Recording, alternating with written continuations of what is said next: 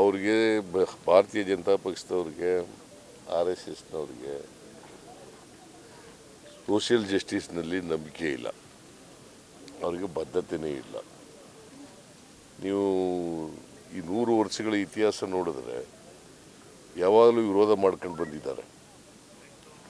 ನಾಲ್ವಡಿ ಕೃಷ್ಣರಾಜ ಒಡೆಯರು Miller commission ಆಯ್ತಲ್ಲ, ಅವತ್ತಿನಿಂದ ಇವತ್ತಿನವರಿಗೆ ವಿರೋಧ ಮಾಡ್ಕೊಂಡೇ ಬಂದಿದ್ದಾರೆ.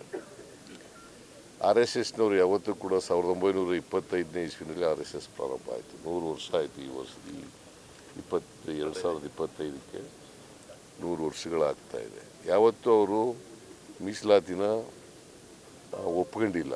ಆದರೆ ಅನಿವಾರ್ಯವಾಗಿ ರಾಹುಲ್ ಗಾಂಧಿಯವರು ಒತ್ತಾಯ ಮಾಡ್ತಾಯಿದ್ರು.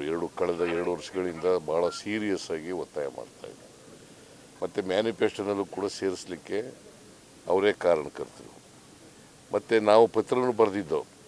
ಮಲ್ಲಿಕಾರ್ಜುನ್ ಖರ್ಗೆ ಅವರು ಒಂದು ಪತ್ರನೂ ಕೂಡ ಬರೆದಿದ್ದರು 2023ರಲ್ಲಿ. ಅದಾದಮೇಲೆ ನಾವು ಈಗ ಜಾತಿ ಗಣತಿ ಮಾಡ್ತೀವಿ ಅಂತ ಹೇಳಿದ್ದಾರೆ. ಅದರ ಟೈಮ್ ಫಿಕ್ಸ್ ಮಾಡಿಲ್ಲ, ಯಾವಾಗ ಮಾಡ್ತೀವಿ ಏನು ಅಂತ ಹೇಳಿಲ್ಲ. ಇದರಲ್ಲಿ ಜನಗಣತಿನಲ್ಲೇ ಜಾತಿ ಗಣತಿ ಮಾಡ್ತೀವಿ ಅಂತ ಹೇಳ್ತಾರೆ. ಸೊ ನಾವು ಏನು ಹೇಳೋದು ಅಂದರೆ, ಒಂದು ಸೋಷಿಯೋ ಎಕನಾಮಿಕ್ ಎಜುಕೇಷನಲ್ ಸರ್ವೆ ಆಗಬೇಕು. ಇನ್ನೊಂದು ಈ ಸೀಲಿಂಗ್ ಇದೆಯಲ್ಲ, ಅದನ್ನು ಸಂವಿಧಾನಕ್ಕೆ ತಿದ್ದುಪಡಿ ತೆಗೆದಾಕಬೇಕು. ಯಾಕಂದರೆ ಸುಪ್ರೀಂ ಕೋರ್ಟ್ನವರು ಇಂದಿರಾ ಸಹಾನಿ ಕೇಸ್ನಲ್ಲಿ ಹೇಳ್ಬಿಟ್ಟಿದ್ದಾರೆ, ಡಿವಿಷನ್ ಬೆಂಚು 50%ಗಿಂತ ಮೀಸಲಾತಿ ಹೋಗಬಾರ್ದು ಅಂತ ಹೇಳ್ಬಿಟ್ಟಿದ್ದಾರೆ. ಈಗ ಮೀಸಲಾತಿ 50% ಆದರೆ ಜನಸಂಖ್ಯೆಗೆ ಅನುಗುಣವಾಗಿ ಮೀಸಲಾತಿ ಕೊಡೋಕ್ಕಾಗಲ್ಲ. ಅದರಿಂದ ಸಾಮಾಜಿಕವಾಗಿ, ಆರ್ಥಿಕವಾಗಿ, ಶೈಕ್ಷಣಿಕವಾಗಿ ಹಿಂದುಳಿದಿರ್ತಕ್ಕಂಥವ್ರು ಅವ್ರಿಗೆಲ್ರಿಗೂ ಕೂಡ ಮೀಸಲಾತಿ ಕೊಡಬೇಕಾಗಿರ್ತಕ್ಕಂಥದ್ದು ಅತ್ಯಂತ ಅನಿವಾರ್ಯ, ಅಗತ್ಯ. ಯಾಕಂತಂದರೆ ಸಮಾಜ ನಿರ್ಮಾಣ ಮಾಡಬೇಕಾದ್ರೆ ಎಲ್ಲರೂ ಆರ್ಥಿಕವಾಗಿ, ಸಾಮಾಜಿಕವಾಗಿ ಸಬಲರಾದಾಗ ಮಾತ್ರ ಸಮಾಜ ನಿರ್ಮಾಣ ಮಾಡಲಿಕ್ಕೆ ಸಾಧ್ಯ, ಜಾತಿ ಹೋಗಲಿಕ್ಕೆ ಸಾಧ್ಯ ಆಗ್ತದೆ. ಈಗ ನರೇಂದ್ರ ಮೋದಿಯವರಿಗೆ ನಾನು ಒತ್ತಾಯ ಏನು ಮಾಡ್ತೀನಿ ಅಂತಂದರೆ, ಒಂದು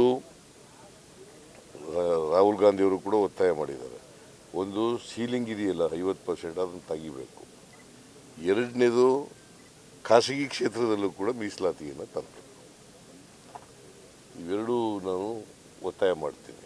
ಮತ್ತು ಸಮಯ ಯಾವಾಗ ಮಾಡ್ತೀವಿ, 3 ತಿಂಗಳು ಮಾಡ್ತಾರಾ 4 ತಿಂಗಳಿಗೆ ಮಾಡ್ತಾರ ಅಂತ ಹೇಳ್ಬೇಕು. ರೋಹಿಣಿ ಮೀಸಲಾತಿ ಇದೆಯಲ್ಲ, ಅದ್ರ ಜೊತೆಗೆ ಇದನ್ನು ಕೂಡ ಮಾಡಬೇಕು.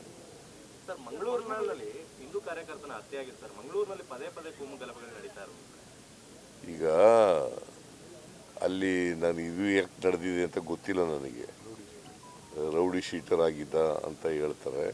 ನಾನು ನೋಡಬೇಕು ಅದನ್ನು. ಇನ್ನೂ ಮರ್ಡರ್ ಆಗಿದೆ. ಪೊಲೀಸ್ನವ್ರಿಗೆ ನಿನ್ನೆ ಮಾತಾಡಿದಾಗ ಲಾ ಆ್ಯಂಡ್ ಆರ್ಡರು ADGP ಇದ್ದಾರಲ್ಲ, ಅವ್ರನ್ನ ಕಳಿಸಿದ್ದೀವಿ. ಕೂಡಲೇ ಅಲ್ಲಿ ಹೋಗಿ ನೋಡಪ್ಪ ಏನಾಗಿದೆ ಅಂತ ನೋಡಬೇಕು ಅಂತ. ಯಾಕೆ ಮರ್ಡರ್ ಆಗಿದೆ, ಏನು ಕಾರಣ, ಇವೆಲ್ಲ ಗೊತ್ತಿಲ್ಲ ನನಗೆ. ಯಾರು ಮಾಡಿದ್ದಾರೆ, ಅದಕ್ಕೆ ಕೂಡಲೇ ಅಕ್ಯೂಸ್ಡ್ ಯಾರ್ಯಾರು ಆಗಲಿ, ಮನುಷ್ಯನ ಪ್ರಾಣ ಭಾಳ ಮುಖ್ಯ. ಅದಕ್ಕೋಸ್ಕರ ಕೂಡಲೇ ಅಪರಾಧಿಗಳನ್ನು ಪತ್ತೆ ಹಚ್ಚತಕ್ಕಂಥ ಕೆಲಸ ಮಾಡಬೇಕು, ಅವ್ರನ್ನ ದಸ್ತಗಿರಿ ಮಾಡಬೇಕು, ಅವ್ರ ಮೇಲೆ ಕಾನೂನು ರೀತಿಯ ಕ್ರಮ ತಗೊಳ್ತಕ್ಕಂಥದ್ದು ಆಗಬೇಕು ಅಂತ ಹೇಳಿದ್ದೀನಿ.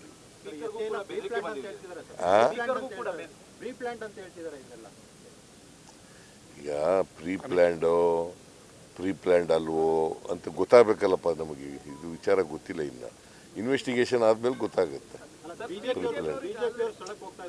BJPಯವರು ಯಾವಾಗಲೂ ಇಂಥ ಇನ್ಸಿಡೆಂಟ್ಗಳನ್ನೇ ಹುಡುಕ್ತಾ ಇರ್ತಾರೆ ರಾಜಕೀಯ ಮಾಡಲಿಕ್ಕೆ. ನಾನು BJPಯವ್ರನ್ನ ಯಾವಾಗಲೂ ಕೂಡ ನೋಡಪ್ಪ, ನಾವು ಹಿಂದೂ ಹಾಗಾದರೆ ಈಗ ಒಂದು 15 ದಿನಗಳಿಗೆ, ಒಂದು ವಾರದ ಹಿಂದೆ ಪಹಲ್ಗಾಮ್ನಲ್ಲಿ ನಡೀತಲ್ಲ, ಅದಕ್ಕೇನು ಏನು ಹೇಳ್ತಾರೆ? ಪ್ರಧಾನಮಂತ್ರಿ ಹೋಗಿದ್ದಾರಾ? 26 ಜನ ಸತ್ತೋದ್ರು. ಉಗ್ರರು ದಾಳಿ ಮಾಡಿ ಅವ್ರ ಮೇಲೆ ಶೂಟ್ ಮಾಡಿದ್ರು. ಪ್ರಧಾನಮಂತ್ರಿ ಹೋದ್ರ?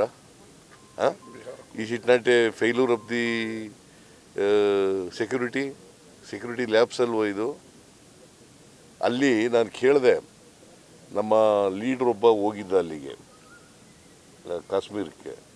ಅವ್ನು ಕೇಳಿದಾಗ ಒಬ್ಬ ಪೊಲೀಸ್ನವನಿಲ್ಲ, ಒಬ್ಬ ಸೆಕ್ಯೂರಿಟಿಯವನಿಲ್ಲ, ಯಾರೂ ಇಲ್ಲ ಅಂತಂದರೆ ಏನರ್ಥ? ಭಾಳಷ್ಟು ಜನ, ನೂರಾರು ಜನ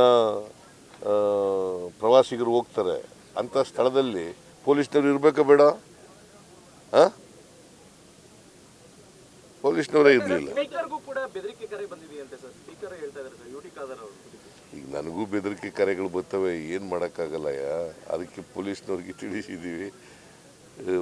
ಯಾರು ಬೆದರಿಕೆ ಕರೆ ಮಾಡ್ತಾರೆ ಅವ್ರನ್ನ ಪತ್ತೆ ಹಚ್ಚಿ ಅವ್ರ ಮೇಲೆ ಕ್ರಮ ತಗೊಳ್ಳಿ ಅಂತ ಹೇಳಿದ್ವಿ. ಹೌದು, ನನಗೂ ಬಂದಿದೆ ಸರ್. ಇನ್ನೊಂದು, ನಿಮ್ಮ ಸರ್ಕಾರ ಬಂದಮೇಲೆ ಪ್ರತಿ ಸಾರಿನೂ ಲಿಕ್ಕರ್ ಪ್ರೈಸಸ್ ಜಾಸ್ತಿ ಆಗ್ತಾ ಇದೆ ಅಂತ ಪಾಪ ಎಲ್ಲರೂ ಬೇಜಾರು ಮಾಡ್ಕೊಂತಾರೆ. 10% ಯಾವ ಥರ ಅಂತ ಅಂದ್ಬಿಟ್ಟಿದ್ದಾರೆ ನೋಡಯ್ಯ.